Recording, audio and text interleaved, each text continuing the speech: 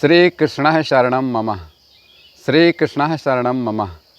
श्रीमद् भगवद गीता के द्वितीय अध्याय का 19वां श्लोक। श्लोक है या एनं वेत्ति हंतारं यश्चैनं मन्यते हतं उभोतो न विजानीतो नायम हन्ति न हन्यते।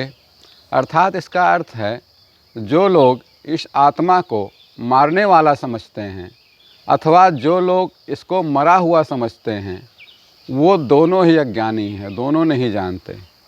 क्योंकि आत्मा ना कभी मरती है और ना कभी मारती है। ये तो इसका अर्थ हो गया मित्रों। अब इसकी व्याख्या देखिए, व्याख्या कितनी सुंदर है। भगवान श्री कृष्ण अर्जुन से बता रहे हैं, उनको समझा रहे हैं, उपदेश दे रहे हैं, ज्ञान दे रहे हैं कि आत्मा इतना सूक्ष्म है कि इसे किसी भी तरह के भौतिक आँखों से देखा नहीं जा सकता, किसी हथियार से मारा नहीं जा सकता, यह असंभव है। इसकी आत्मा कितना सूक्ष्म है, इसकी और डिटेल्स और विशद व्याख्या आपको अगले श्लोकों में मिलती रहेगी मित्रों। जिसे मारा जाता है या जिसे मरा हुआ समझा जाता है, वो केवल शरीर होता है। शरीर ही नष्ट होता, आत्मा तो कभी नष्ट नहीं होती। इसलिए शरीर को ही समझा जाता है कि जो मारने वाला है वो भी एक शरीर ही है, जो मर गया वो भी एक शरीर ही है, जो ख़त्म हो गया वो भी एक शरीर ही है।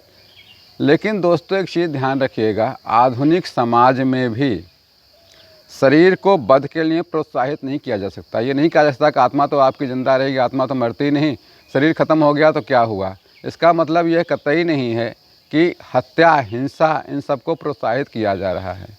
हत्या, हिंसा कभी भी उचित नहीं है, कभी भी किसी भी जीव की हिंसा ठीक नहीं है।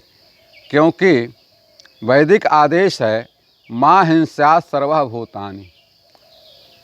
किसी भी शरीर की, किसी के भी आत्मा की, जीव की हत्या करना हिंसा नहीं करना है। किसी भी जीव की, किसी भी जीव की, यानी वो कोई जानवर हो, जीव हो, आदमी हो, कोई भी, किसी की भी हिंसा करना उचित नहीं है, ठीक नहीं है, निंदनीय है। ये किसी भी जीव के शरीर की अनाधिकार हत्या करना निंदनीय कार्य है और राज्य तथा भगवत विधान द्वारा दंडनीय भी है। अगर आप किसी की हत्या करते हैं तो कानून आपको सज़ा दे सकता है। गीता पढ़ करके ये नहीं हो सकता कि गीता ने कहा आत्मा तो अमर है तो हमने इसकी हत्या कर दी है तो निंदा ही अमर ही है। इसका मतलब ये नहीं हो सकता किसी का आप हत्या कर सकते हैं, किसी की हिंसा कर सकते हैं। ये इसके लिए दंडनीय है, दंड मिल सकता है, कानूनन मिल सकता है और ईश्वर भी दंड देता ही देता है। परंतु यहाँ बात अर्जुन की हो रही है। अर्जुन चूँकि धर्म के लिए युद्ध कर रहे हैं, सत्य के लिए युद्ध कर रहे हैं, इसलिए उनका युद्ध न्याय संगत है, धार्मिक है।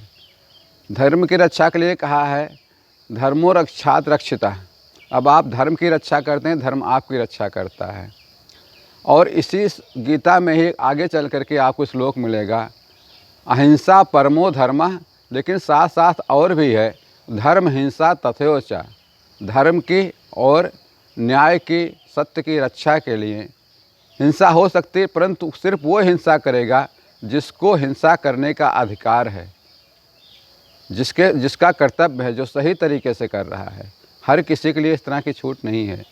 दोस्तों ये तो इस श्लोक का हो गया। अब इसके आगे कल फिर मिलेंगे, कल और किसी श्लोक की व्याख्या होगी, अर्थ होगा। तब तक के लिए श्री कृष्ण शरणम मम। श्री कृष्ण शरणम मम।